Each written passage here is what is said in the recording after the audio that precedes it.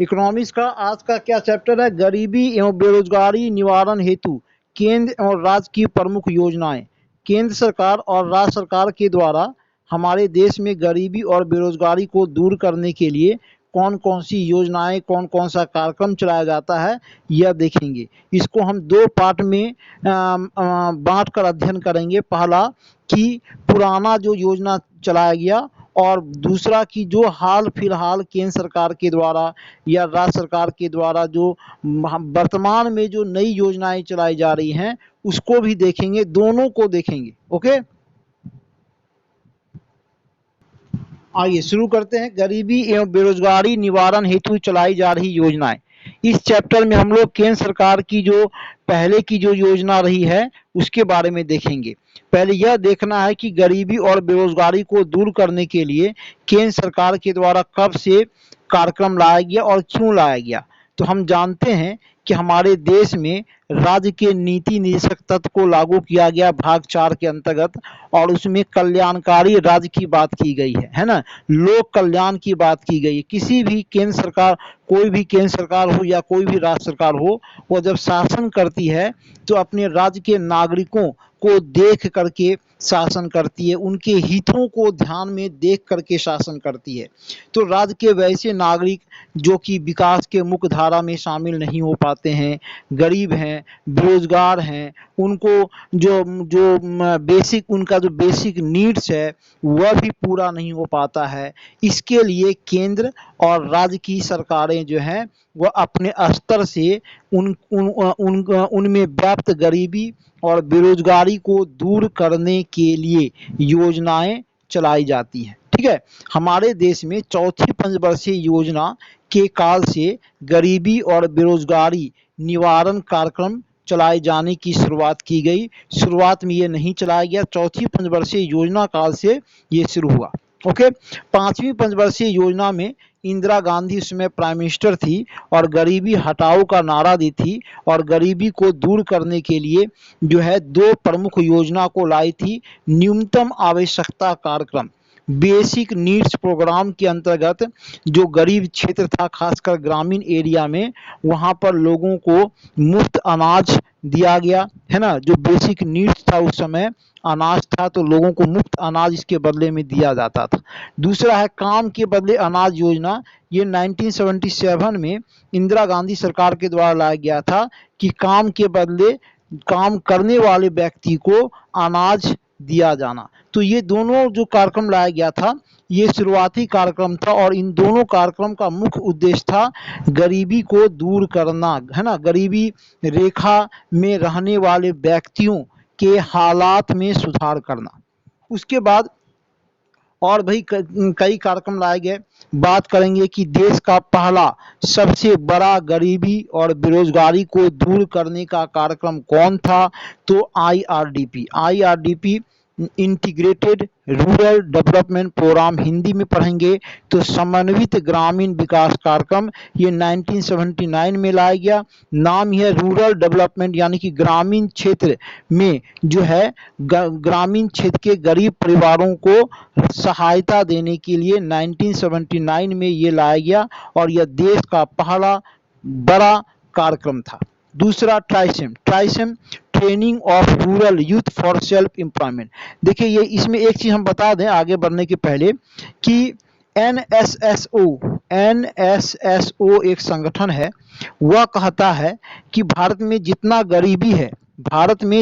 गरीबी है उसका 62% ग्रामीण एरिया में है और 38% शहरी एरिया में है ना। शहरी एरिया में 62% गरीबी ग्रामीण एरिया में है, और हमारे देश में हम मतलब ग्रामीण एरिया में जो है 62% गरीबी है। और इसी को ध्यान में रखते हुए जो भी कार्यक्रम लाया जाता है वह मुख्य रूप से ग्रामीण क्षेत्रों को देख करके लाया जाता है। इसलिए लगभग सभी योजना में आप लोग देख होंगे रूरल लिखा हुआ है, रूरल यानी कि ग्रामीण क्षेत्र के लिए।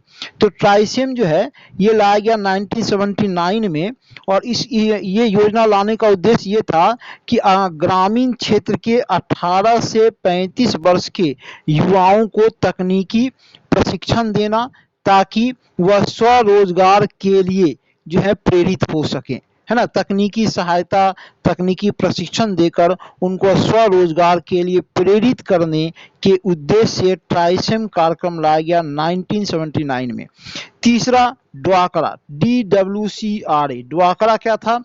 Development of women and children in rural area, यानी कि ग्रामीण क्षेत्र में महिलाओं और उनके छोटे बच्चों के विकास के लिए 1982 में ड्वाकरा लाया गया। ये IRDP की सहायक योजना थी। ड्वाकरा किस उम्र के, किस वर्ग के लिए?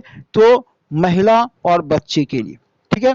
चौथा कपाट, कपाट एक संस्था था, तो कपाट एक संस्था की स्थापना की गई 1986 में। उस समय देश के प्राइम मिनिस्टर राजीव गांधी थे।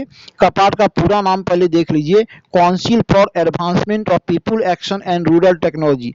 यह एक संगठन को स्थापित किया गया, कपाट नामक संगठन की स्थापना का उद्देश्य ये था कि गरीबी और बेरोजगारी को दूर करने के लिए जो भी कार्यक्रम चलाया जा रहा है उसको आर्थिक सहायता कपाट के माध्यम से दिया जा सके। इसी उद्देश्य से कपाट की स्थापना 1986 में की गई। तो कपाट क्या है? एक संस्था है, एक संगठन है। ओके। उसके बाद 1989 में प्रधानमंत्री राजीव गांधी के काल में दो प्रमुख प्रसिद्ध योजना लाई गई, GRY जवाहर रोजगार योजना, है ना, ग्रामीण क्षेत्र के लिए, और NRY नेहरू रोजगार योजना शहरी क्षेत्र के लिए। ये दोनों अप्रैल 1989 में लाया गया था। जवाहर रोजगार योजना ग्रामीण क्षेत्र के लिए, नेहरू रोजगार योजना शहरी क्षेत्र के लिए। जवाहर रोजगार योजना की एक उप योजना थी इंदिरा आवास योजना। इंदिरा आवास योजना, है ना, ये इंदिरा आवास योजना एक बहुत ही सफल योजना रही और इस योजना के तहत जो है वह गरीब परिवारों को मुफ्त आवास दिया जाता था। वर्तमान में इंदिरा आवास योजना को समाप्त कर दिया गया है और इसके जगह पर प्रधानमंत्री आवास योजना को चलाया जा रहा है, ठीक है। तो इंदिरा आवास योजना किसकी उप योजना थी? तो JRY जवाहर रोजगार योजना की एक उप योजना थी इंदिरा आवास योजना। NRY कहाँ लागू हुआ? तो शहरी क्षेत्र में, शहरी क्षेत्र के गरीब परिवारों के लिए नेहरू रोजगार योजना लाया गया था 1989 में। ओके।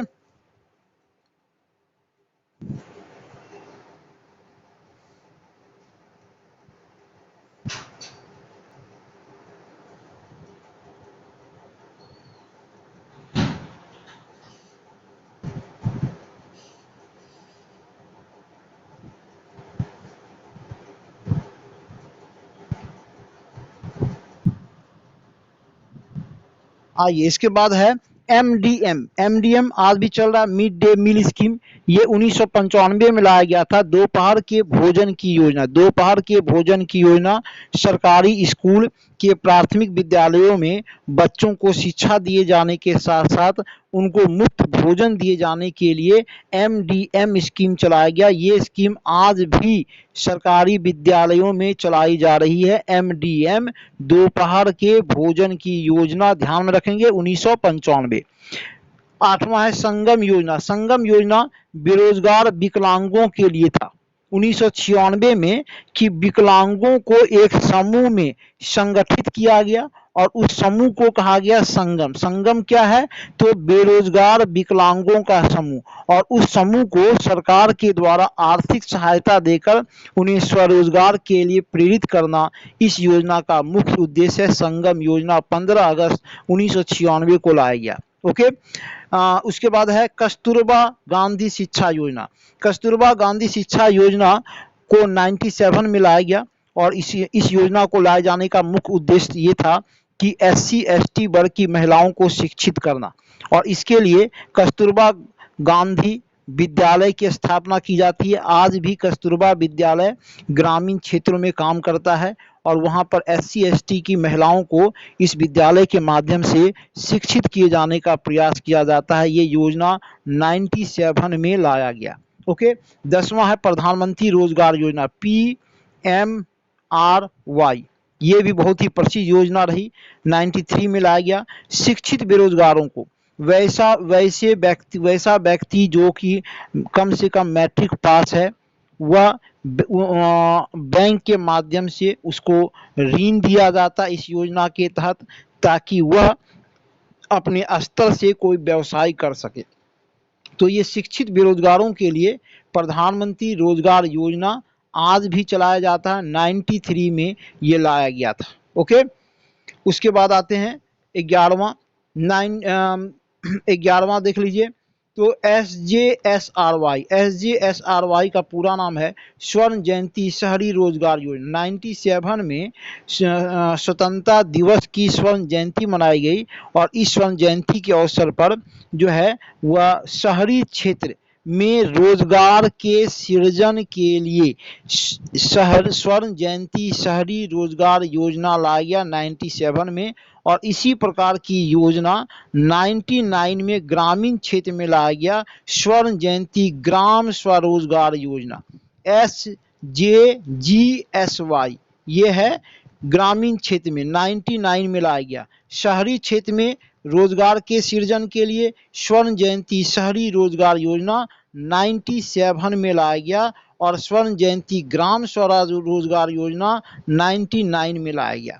उसके बाद है अन्नपूर्णा योजना। अन्नपूर्णा योजना का मुख्य उद्देश्य 60 वर्ष से अधिक उम्र के किसी भी व्यक्ति को मुफ्त अनाज देना। वैसा व्यक्ति जो 60 साल से अधिक आयु का हो चुका है ना, उसका भरण पोषण करने वाला कोई नहीं है या वह खुद से अपना भरण पोषण नहीं कर पाता है, तो उसको अन्नपूर्णा योजना के तहत सरकार के द्वारा प्रत्येक महीना मुफ्त अनाज दिया जाता है। 10 केजी चावल या गेहूं वह व्यक्ति ले सकता है। ये वर्ष 2000 ईस्वी में शुरू किया गया। ध्यान में रखेंगे 60 वर्ष से अधिक आयु के लोगों के लिए ये योजना चलाई जाती है, अन्नपूर्णा योजना।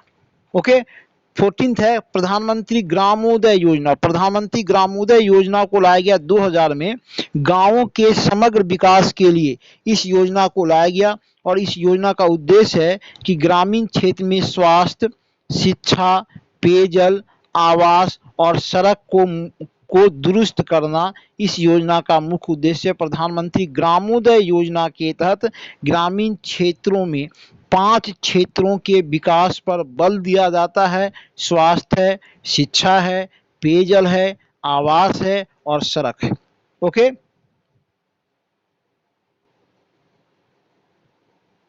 अब आइए अंत्योदय अन्न योजना। अंत्योदय अन्न योजना को 2000 में लाया गया और इस योजना का उद्देश्य है गरीबों को रियायती दर पर अनाज देना। आपको बता दें इस योजना को सरकारी राशन के दुकानों के माध्यम से इस योजना के तहत गरीबों को प्रत्येक महीने चावल और गेहूं अत्यंत ही कम मूल्य पर दिया जाता है। कह सकते हैं 4 रुपया केजी, 2 रुपया केजी अनाज दिया जाता है। अंत्योदय अन्न योजना के तहत गरीब परिवार जो कि बीपीएल सूची के नीचे हैं, जिनका रेड कार्ड है, जिनके पास लाल कार्ड धारक हैं, उनको क्या कहा जाता है? बीपीएल सूची के नीचे। ठीक है, वैसे व्यक्ति को प्रत्येक महीने रियायती दर पर अनाज दिया जाता है राशन के दुकानों के माध्यम से। अंत्योदय अन्न योजना के तहत इस योजना की शुरुआत वर्ष 2000 में की गई। ओके, 16th है प्यूरा। प्यूरा बहुत ही महत्वपूर्ण, providing urban amenities in rural area. Providing urban amenities in rural area का मतलब क्या है कि ग्रामीण क्षेत्र में शहरी सुविधा प्रदान करना। पूर्व राष्ट्रपति एपीजे अब्दुल कलाम का मानना था कि अगर ग्रामीण क्षेत्र में हम शहरी सुविधा को उपलब्ध करा देते हैं तो गांव से जो शहरों की ओर पलायन होता है, गांव से लोग रोजगार और अन्य सुविधा प्राप्त करने के उद्देश्य से शहर में पलायन करते हैं, वह पलायन रुक जाएगा, लोग अपने गांव में ही रहेंगे।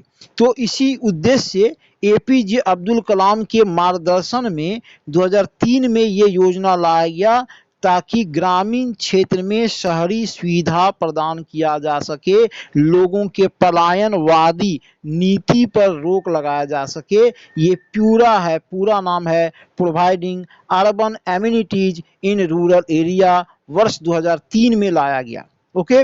17th है भारत निर्माण योजना। भारत निर्माण योजना का नारा है चलो गांव की ओर, है ना। भारत निर्माण योजना का उद्देश्य है कि गांव को सबल करके हम देश को सबल करेंगे। जब तक गांव मजबूत नहीं होगा तब तक देश मजबूत नहीं होगा, और गांव को मजबूत करने के उद्देश्य से भारत निर्माण योजना की शुरुआत की गई 2005 में, और इसका नारा क्या है, चलो गांव की ओर। ओके। उसके बाद है NRHM, national rural health mission. यह अभी भी चलाया जा रहा है, राष्ट्रीय ग्रामीण स्वास्थ्य मिशन, है ना। राष्ट्रीय ग्रामीण स्वास्थ्य मिशन की शुरुआत 12 अप्रैल 2005 को की गई, और इसी योजना के तहत गांव में प्राथमिक स्वास्थ्य केंद्र काम करता है। गांव में जो प्राथमिक स्वास्थ्य केंद्र काम करता है वह NRHM के तहत काम करता है, और इसी योजना के तहत आशा, एक महिला कार्यकर्ता को नियुक्त किया जाता है। आशा का नाम पूरा है ASHA, associated social health activist. ये आशा दीदी के नाम से जानी जाती है महिला।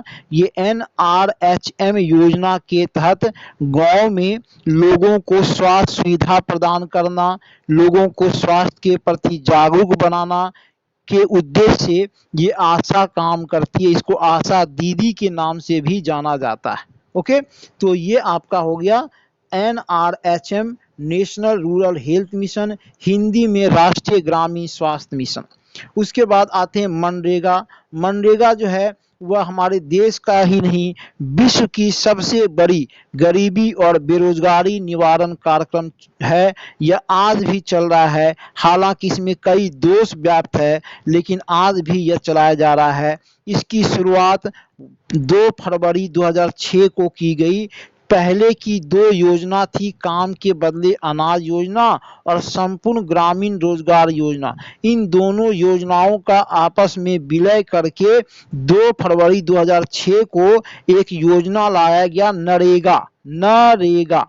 2009 में महात्मा गांधी के नाम पर नरेगा रखा गया और बन गया मनरेगा। महात्मा गांधी राष्ट्रीय रोजगार गारंटी अधिनियम इसका नाम है। Mahatma Gandhi national rural employment guarantee. ये एक्ट है, ये कानून है। कानून इसलिए है कि व्यक्ति को जो है सरकार 1 वर्ष में कम से कम 100 दिन का रोजगार दिए जाने की गारंटी देती है सरकार। अगर किसी व्यक्ति को 100 दिन का रोजगार नहीं मिल पाता है तो इसके बदले में सरकार उसको आर्थिक मुआवजा देती है, और इसमें नियम है कि व्यक्ति को उसके गांव के आसपास के एरिया में उसको रोजगार दिया जाए, और रोजगार के समय जो प्रचलित मजदूरी होगी वह प्रचलित मजदूरी उसको दिया जाएगा।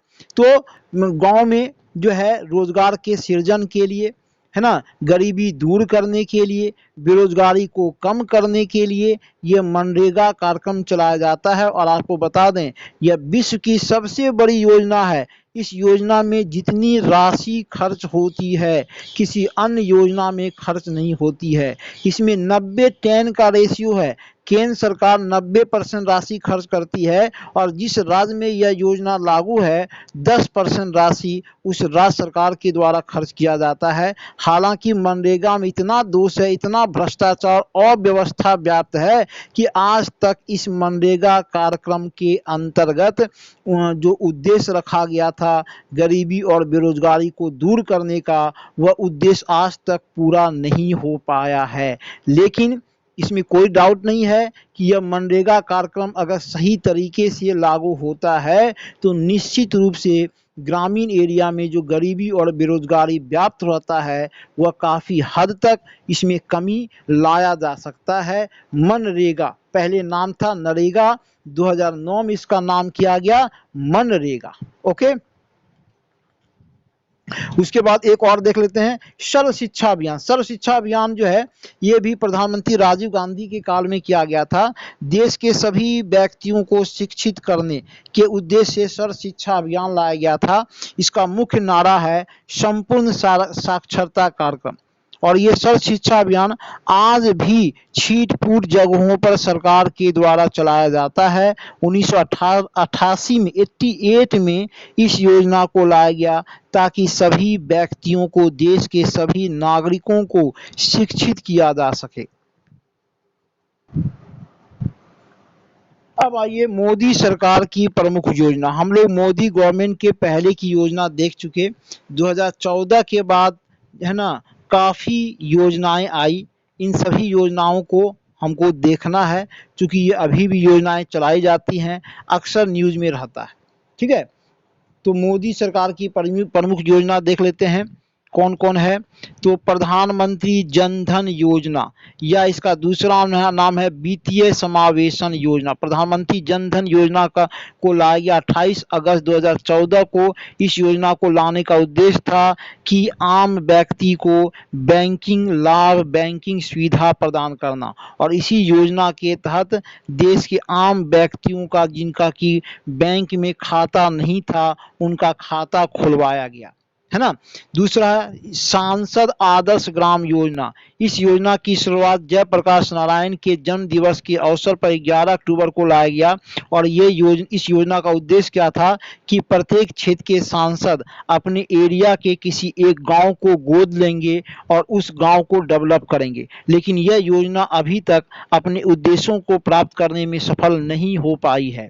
उसके बाद है स्वच्छ भारत अभियान 2014, है ना, 2014 को लाया गया, और इसका मुख्य उद्देश्य है कि भारत को पूरी तरह से साफ सुथरा करना। इसका टारगेट है कि 2022 ईस्वी तक भारत को पूरी तरह से हर एक दृष्टिकोण से स्वच्छ करना। उसके बाद चौथा है प्रधानमंत्री मुद्रा योजना। प्रधानमंत्री मुद्रा योजना की शुरुआत 8 अप्रैल 2015 को किया गया। इस योजना के तहत छोटे व्यवसायियों को बैंकों के माध्यम से ऋण दिया जाता है। छोटे व्यवसायी हैं जो व्यवसाय करना चाहते हैं या जिनका व्यवसाय चल रहा है, उनको प्रधानमंत्री मुद्रा योजना के तहत बैंकों के माध्यम से ऋण प्रदान किया जाता है। उसके बाद है प्रधानमंत्री आवास योजना। यही इंदिरा आवास योजना की जगह पर प्रधानमंत्री आवास योजना की शुरुआत की गई 25 जून 2015, और इंदिरा आवास योजना के समान ही इस योजना का उद्देश्य है कि जो आवासहीन लोग हैं उनको सरकार के द्वारा आवास प्रदान करना। छठा है बेटी बचाओ बेटी पढ़ाओ योजना। बेटी बचाओ बेटी पढ़ाओ योजना की शुरुआत केंद्र सरकार के द्वारा 22 जनवरी 2015 को हरियाणा से शुरू किया गया, है ना। ये इस योजना का उद्देश्य है कि देश में लिंगानुपात को बढ़ाना और महिला साक्षरता दर को बढ़ाना इस योजना का उद्देश्य है, बेटी बचाओ बेटी पढ़ाओ योजना। उसके बाद है प्रधानमंत्री उज्ज्वला योजना। प्रधानमंत्री उज्ज्वला योजना की शुरुआत 2016 में किया गया। इस योजना के तहत गरीबों को सरकार के द्वारा मुफ्त गैस का कनेक्शन दिया जाता है, और आपको बता दें कि यह सरकार की एक सफल योजना में से एक रही है। प्रधानमंत्री उज्ज्वला योजना काफ़ी सफल हुई है। उसके बाद 8वां है कौशल विकास योजना 2015। इस योजना का उद्देश्य है कि छात्रों को किसी तकनीकी क्षेत्र में कुशल बनाना, और इस योजना के तहत गरीब परिवार के छात्रों को तकनीकी प्रशिक्षण दिया जाता है ताकि वह स्वरोजगार के लिए प्रेरित हो सके। 9वां है डिजिटल इंडिया कार्यक्रम 2014। इस योजना का उद्देश्य है कि भारत को पूरी तरह से डिजिटलीकरण करना, है ना, ताकि लोग जो है डिजिटल दुनिया के सपने को साकार कर सकें। ओके,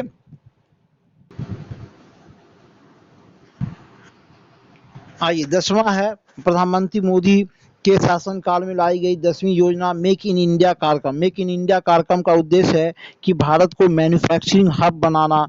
जो भी मल्टीनेशनल कंपनियां हैं वो अपने सामान का उत्पादन भारत में करना, इसको प्रमोट करने के लिए मेक इन इंडिया कार्यक्रम को लाया गया, और इसका प्रतीक चिन्ह है सिंह। ठीक है, 25 सितंबर 2014 को ये कार्यक्रम लाया गया था। मिशन इंद्रधनुष। मिशन इंद्रधनुष योजना का उद्देश्य है बच्चों को 7 प्रकार के टीका दिलवाना हर एक बच्चों को, ताकि उनका जो है उनके बचपन को बचाया जा सके, है ना, बाल मृत्यु दर को कम किया जा सके। 25 दिसंबर 2014 को इस योजना की शुरुआत की गई।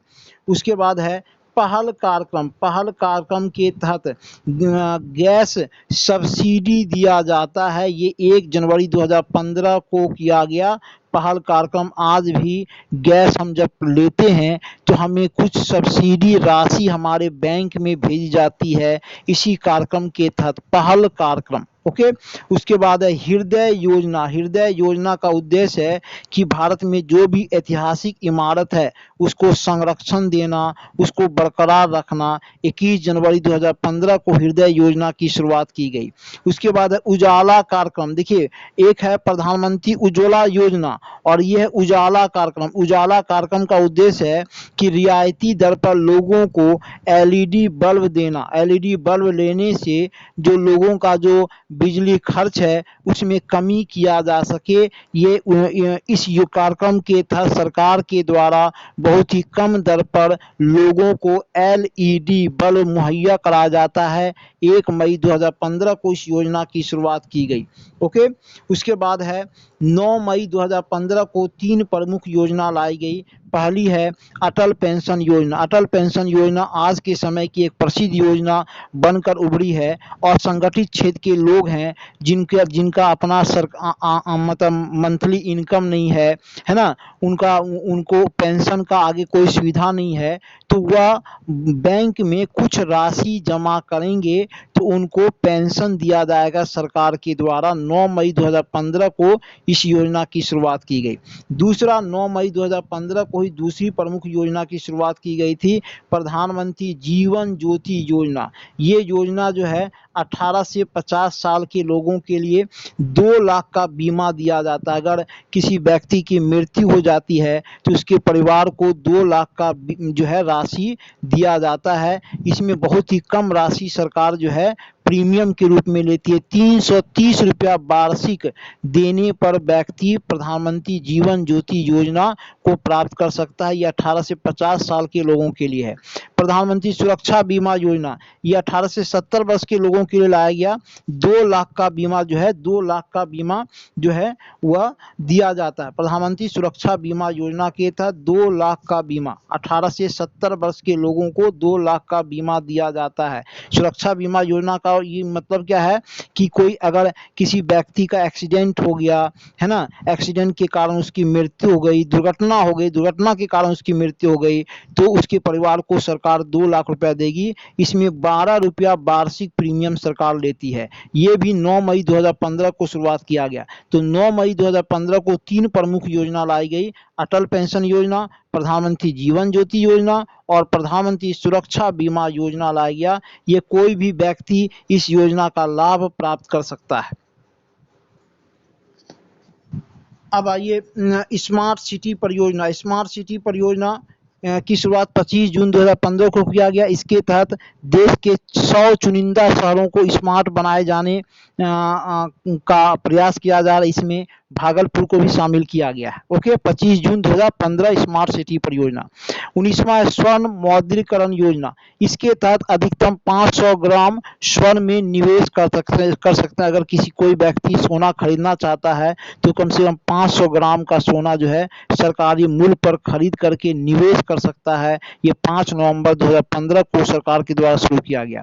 स्वर्ण बॉन्ड योजना। इसमें स्वर्ण मूल्य के बराबर का बॉन्ड जो है वह व्यक्ति खरीद कर निवेश कर सकता है। मान लीजिए सोने का दाम 40,000 रुपया भर रही है तो 40,000 का बॉन्ड खरीद करके वह निवेश कर सकता है। इसकी भी शुरुआत 5 नवंबर 2015 को किया गया। ध्यान में रखेंगे, स्वर्ण मौद्रीकरण योजना अलग है और स्वर्ण बॉन्ड योजना अलग है। उसके बाद स्टार्टअप इंडिया। स्टार्टअप इंडिया योजना का उद्देश्य था कि न्यू जनरेशन को नए व्यवसाय करने के लिए बढ़ावा देना। जो नए युवा हैं, युवाओं को अपना नया व्यवसाय करने के लिए बढ़ावा देने के उद्देश्य से भारत सरकार के द्वारा स्टार्टअप योजना की शुरुआत की गई 16 जनवरी 2016। ये भी बहुत ही प्रसिद्ध और सफल योजना में से एक रही है। ओके। उसके बाद स्टैंड अप योजना। स्टैंड अप योजना का उद्देश्य है SC ST वर्ग की महिलाओं को महिला उद्यमी बनाना, है ना, SC ST वर्ग की महिलाओं को प्रमोट करना अपना व्यवसाय करने के लिए। ये स्टैंड अप योजना केवल SC ST वर्ग की महिलाओं के लिए है। 5 अप्रैल 2016 को इसकी शुरुआत की गई। उसके बाद है नमामि गंगे कार्यक्रम। नमामि गंगे कार्यक्रम जो है ये लाया गया आपको गंगा नदी को स्वच्छ करने के लिए 7 जुलाई 2016 को। प्रसाद का मुख्य उद्देश्य है मुख्य तीर्थ स्थलों का कायाकल्प करना। उदय योजना विद्युत कंपनियों को घाटे से उबारने के लिए उदय योजना लाया गया 2015 को। उड़ान योजना आम नागरिकों को कम पैसे में हवाई सुविधा देना। उड़ान का पूरा नाम है उड़े देश का आम नागरिक। उड़े देश का आम नागरिक 2017 में इसकी शुरुआत की गई ताकि आम नागरिकों को कम पैसे में वह हवाई यात्रा की सुविधा प्राप्त कर सके। तो ये प्रधानमंत्री नरेंद्र मोदी की योजना रही। अब मेरा टाइम आउट हो रहा है, इसलिए हम जल्दी से क्लास खत्म करेंगे, नहीं तो क्लास खुद ऑफ हो जाएगा। ठीक है, शेष क्लास जो है हम लोग अगले क्लास में देखते हैं। Okay, thank you. की कुछ नई योजनाएं, ठीक है, मोदी सरकार की कुछ नई योजना में पहला योजना है प्रधानमंत्री मातृ वंदना योजना। ठीक है, इसकी शुरुआत 2019 में की गई थी। इस योजना के तहत गर्भवती महिलाओं को 6,000 रुपये का आर्थिक सहायता केंद्र सरकार की ओर से दिया जाता है। ओके, प्रधानमंत्री मातृ वंदना योजना के अंतर्गत। उसके बाद दूसरा योजना है प्रधानमंत्री धन लक्ष्मी योजना। ये केंद्र सरकार के द्वारा 2020 में इस योजना की शुरुआत की गई। महिलाओं को स्वरोजगार हेतु 5 लाख रुपया का ऋण इस योजना के तहत दिया जाता है ताकि महिला स्वरोजगार हेतु प्रेरित हो पाए। ओके, तो इस योजना का नाम याद रखेंगे प्रधानमंत्री धन लक्ष्मी योजना, केवल महिलाओं के लिए है।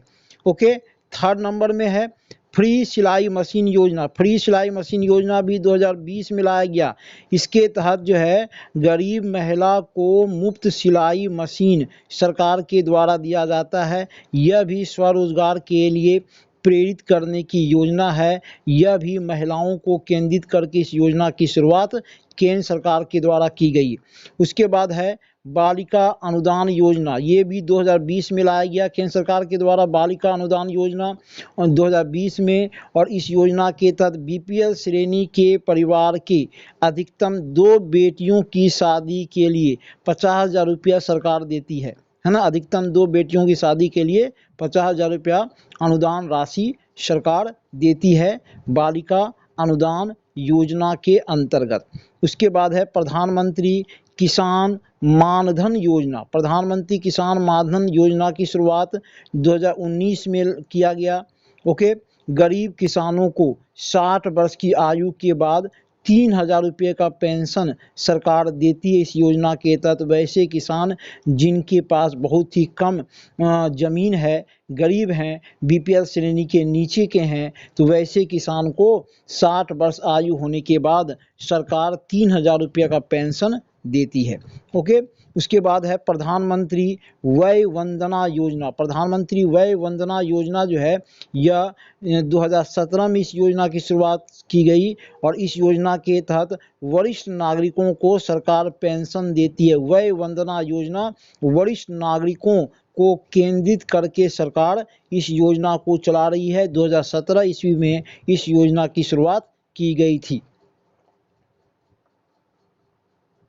अब आइए आयुष्मान भारत योजना।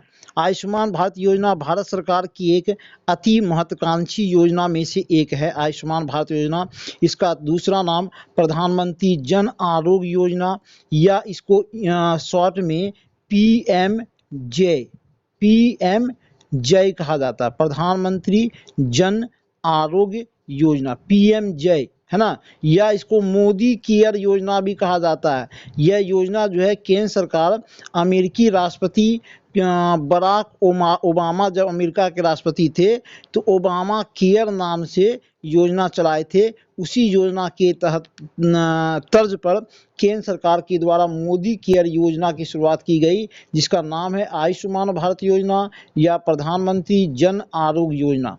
इस योजना की शुरुआत 1 अप्रैल 2018 में की गई। इस योजना का उद्देश्य है कि 10 करोड़ BPL परिवारों को 5 लाख रुपये तक का कैशलेस स्वास्थ्य बीमा दिया जाता है। हाल के वर्षों में यह योजना काफ़ी सफल हुआ है। खासकर कोविड काल में जो है इस योजना के तहत गरीब परिवार के मेंबर जो हैं वह केंद्र सरकार की इस योजना का लाभ उठाए हुए हैं और वर्तमान में केंद्र सरकार घोषणा की है कि 10 करोड़ का जो दायरा है उस दायरे को बढ़ाया जाएगा। ठीक है, तो आयुष्मान भारत योजना एक स्वास्थ्य योजना है। इस योजना के तहत 5 लाख रुपए का जो है कैशलेस ट्रीटमेंट दिया जाता है, स्वास्थ्य बीमा दिया जाता है गरीब परिवारों जो कि बीपीएल सूची के नीचे रहते हैं।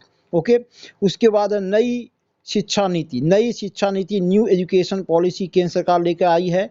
2020 में इस नीति को लाया गया है और 2030 तक इसके लक्ष्य को पूरा करना है। इस नीति के तहत भारतीय शिक्षा पद्धति में आमूल-चूल परिवर्तन लाने की योजना है। बहुत ही बेहतरीन और महत्वपूर्ण योजनाओं में से एक है नई शिक्षा नीति। हालांकि अभी पूरी तरह से यह लागू नहीं हुआ है, कुछ राज्यों में यह लागू हो चुका है। असम में नई शिक्षा नीति को लागू कर दिया गया है। अभी और भी राज्यों में इस नीति को लागू करने की आवश्यकता है और इसमें कोई संदेह नहीं है कि यह शिक्षा नीति जो है वह आगे आने वाले समय में भारतीय छात्र जो कि देश के भविष्य हैं उनके भविष्य को संजोने में यह बड़ा ही कारगर साबित होगी new education policy.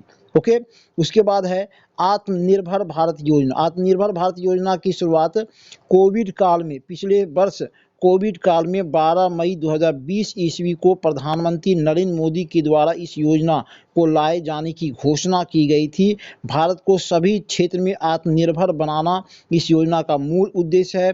20 lakh crore रुपए का इसमें पैकेज रखा गया है। 20 लाख करोड़ रुपए से भारत के सभी क्षेत्र में, एजुकेशन में, स्वास्थ्य में, कृषि में, हर एक क्षेत्र में भारत को आत्मनिर्भर बनाना इस योजना का उद्देश्य है। इसलिए इस योजना का नाम ही रखा गया है आत्मनिर्भर भारत योजना। इस योजना के तहत एक बड़ी राशि को रखा गया है, 20 लाख करोड़ रुपए की राशि। ओके, स्वनिधि योजना की शुरुआत जो है 2020 में किया गया था। छोटे सड़क विक्रेताओं को इस योजना के तहत 10,000 रुपये तक का लोन दिया जाता है, जो कि सड़क के किनारे छोटे छोटे दुकान लगा करके अपना जीवन यापन करते हैं। उनको जो है 10,000 रुपये तक का लोन सरकार देती है स्वनिधि योजना के तहत। प्रधानमंत्री किसान सम्मान निधि योजना की शुरुआत 2018 ईस्वी में की गई और इस योजना के तहत 12 करोड़ छोटे किसानों को 3 किस्तों में 6,000 रुपये का वार्षिक राशि दिया जाता है। 2-2 हज़ार रुपये का 3 किस्त जो है इसके तहत किसानों को प्रत्येक वर्ष मिलता है। प्रधानमंत्री किसान सम्मान निधि योजना, इस योजना का उद्देश्य है कि जो छोटे किसान हैं उनको मतलब अनुदान राशि देना, आर्थिक सहायता देना। तो ये बड़ा ही बेहतरीन योजना है खासकर छोटे किसानों के लिए, प्रधानमंत्री किसान सम्मान निधि योजना। अब आइए बिहार सरकार की योजनाएं जो हाल फिलहाल सरकार के द्वारा लाया गया है, खासकर नीतीश कुमार सरकार की। मुख्यमंत्री कन्या विवाह योजना है ना। मुख्यमंत्री कन्या विवाह योजना का उद्देश्य है बीपीएल परिवार की 18 वर्ष से अधिक उम्र की बेटी के शादी में सरकार 5,000 रुपये एकमुश्त राशि प्रदान करती है मुख्यमंत्री कन्या विवाह योजना के अंतर्गत। ओके, दूसरा है मुख्यमंत्री अक्षर आंचल योजना। ये सब योजना जो है नीतीश कुमार के शासनकाल के दौरान आरंभ किया गया था, ये ध्यान में रखना है। तो दूसरा है मुख्यमंत्री अक्षर आंचल योजना। इसके अंतर्गत महिलाओं को साक्षर बनाने, खासकर जो SC ST वर्ग की महिलाएं हैं उनको साक्षर बनाने की योजना है मुख्यमंत्री अक्षर आंचल योजना। थर्ड योजना है बिहार सरकार की मुख्यमंत्री हुनर योजना। इस योजना का उद्देश्य है मुस्लिम वर्ग की महिलाओं को स्वरोजगार देना, है ना। मुस्लिम वर्ग की महिलाओं के लिए इस योजना के तहत सिलाई सीखने, है ना, ब्यूटी पार्लर चलाने इत्यादि का ट्रेनिंग दिया जाता है ताकि मुस्लिम वर्ग की महिला भी स्वरोजगार के लिए प्रेरित हो सकें। तो क्या नाम है? मुख्यमंत्री हुनर योजना केवल मुस्लिम वर्ग की महिलाओं को के लिए है, ये ध्यान में रखना है। मुख्यमंत्री साइकिल योजना, ये नीतीश कुमार सरकार की एक बड़ी ही बेहतरीन और सफल योजना में से एक रही है। ये 2007 ईस्वी में लाया गया था मुख्यमंत्री साइकिल योजना। बालक बालिका दोनों के लिए 9वीं कक्षा में पढ़ने वाले छात्र छात्राओं को 2500 रुपये का लाभ दिया जाता है साइकिल खरीदने के लिए, ताकि वे साइकिल चला करके अपने स्कूल सही समय पर पहुंच पाएँ। तो मुख्यमंत्री साइकिल योजना जो है नीतीश कुमार की एक सफल योजना में से एक रही है। उसी प्रकार की एक और योजना है मुख्यमंत्री पोशाक योजना। ये भी जो है सरकारी स्कूल के छात्र छात्राओं को 1000 रुपये की राशि दी जाती है प्रत्येक वर्ष पोशाक खरीदने के लिए, स्कूल ड्रेस खरीदने के लिए दिया जाता है मुख्यमंत्री पोशाक योजना। ओके, उसके बाद है मुख्यमंत्री कन्या उत्थान योजना। मुख्यमंत्री कन्या उत्थान योजना के अंतर्गत राज्य सरकार के एक लड़की के जन्म पर 5000 रुपये, है ना, 10,000 रुपया इंटर पास करने के बाद और 25,000 रुपये स्नातक डिग्री उत्तीर्ण करने के बाद सरकार देती है ना। मुख्यमंत्री कन्या उत्थान योजना के अंतर्गत नीतीश कुमार सरकार ये देती है। ओके, अब आइए मुख्यमंत्री बालिका प्रोत्साहन योजना। मुख्यमंत्री बालिका प्रोत्साहन योजना के अंतर्गत 10वीं में अगर कोई बालिका प्रथम श्रेणी में उत्तीर्ण करती है तो उसको 10,000 रुपये की राशि सरकार के द्वारा दिया जाता है। मैट्रिक पास करने पर प्रथम श्रेणी में अगर कोई लड़की मैट्रिक पास की है तो 10,000 रुपये का राशि सरकार देती है। उसके बाद अंतरजातीय विवाह योजना। अंतरजातीय विवाह योजना के अंतर्गत जो सरकार के द्वारा 50,000 रुपये की राशि दिया जाता है। अगर कोई पुरुष या महिला अंतरजातीय विवाह करता है तो सरकार अंतरजातीय विवाह को प्रोत्साहित करने हेतु 50,000 रुपये की राशि दिया जाता है। ओके, उसके बाद है मुख्यमंत्री 7 निश्चय योजना। ये मुख्यमंत्री की एक अति महत्वाकांक्षी योजना है और इस योजना के तहत मुख्यमंत्री का लक्ष्य है कि इस योजना के आधार पर हम बिहार को विकसित राज्यों की श्रेणी में ला सकें। ये एक बेहतरीन योजनाओं में से एक है और हाल फिलहाल यह योजना काफ़ी सफल रही है। 7 योजना है, देखते हैं। पहला है आर्थिक हल युवाओं को बल। इसके अंतर्गत युवाओं को स्वरोजगार के लिए प्रेरित करने का उद्देश्य है। दूसरा आरक्षित रोजगार महिला का अधिकार। इस योजना के तहत महिलाओं को 35% का आरक्षण मिला हुआ है बिहार की महिलाओं को।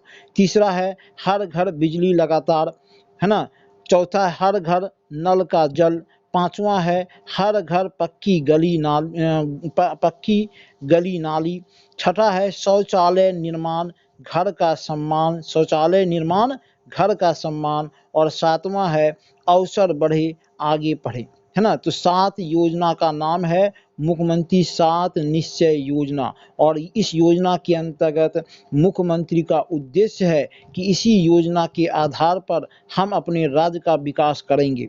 ओके, 10वां है पत्रकार सम्मान योजना। पत्रकार सम्मान योजना जो है इसका प्रोविजन क्या है, तो 20 वर्ष का न्यूनतम अनुभव रखने वाले 60 वर्ष से अधिक उम्र के पत्रकारों को सरकार 5,000 रुपये का प्रति माह पेंशन देती है। पत्रकार सम्मान योजना के अंतर्गत इसका टर्म कंडीशन क्या है कि 20 वर्ष का अनुभव होना चाहिए और आयु 60 वर्ष से अधिक होनी चाहिए। तो वैसे पत्रकार को सरकार 5,000 रुपये का पेंशन प्रति माह देती है पत्रकार सम्मान योजना के अंतर्गत। अब आइए बिहार स्टूडेंट क्रेडिट कार्ड योजना। बिहार स्टूडेंट क्रेडिट कार्ड योजना जो है वह 12वीं पास छात्रों को 0% ब्याज दर पर 4 लाख तक का शिक्षा ऋण दिया जाता है ताकि बिहार के छात्र हायर एजुकेशन को प्राप्त कर सकें, इंजीनियरिंग कॉलेज में एडमिशन ले सकें या MBA में एडमिशन ले सकें। तो 12वीं पास छात्रों को 0% इंटरेस्ट पर 4 लाख रुपए तक का ऋण सरकार देती है बिहार स्टूडेंट क्रेडिट कार्ड योजना के अंतर्गत। उसके बाद है मुख्यमंत्री स्वयं सहायता भत्ता योजना। मुख्यमंत्री स्वयं सहायता भत्ता योजना का उद्देश्य है कि 12वीं पास बेरोजगार युवाओं को अधिकतम 2 वर्ष के लिए 1,000 रुपये महीना भत्ता दिया जाता है। अगर कोई युवक 12वीं पास है, बेरोजगार है, तो उसको 2 साल के लिए सरकार 1000 रुपया प्रति महीने के हिसाब से भत्ता देती है और इस योजना का नाम है मुख्यमंत्री स्वयं सहायता भत्ता योजना। ओके। उसके बाद है बिहार प्रवासी मजदूर सहायता योजना।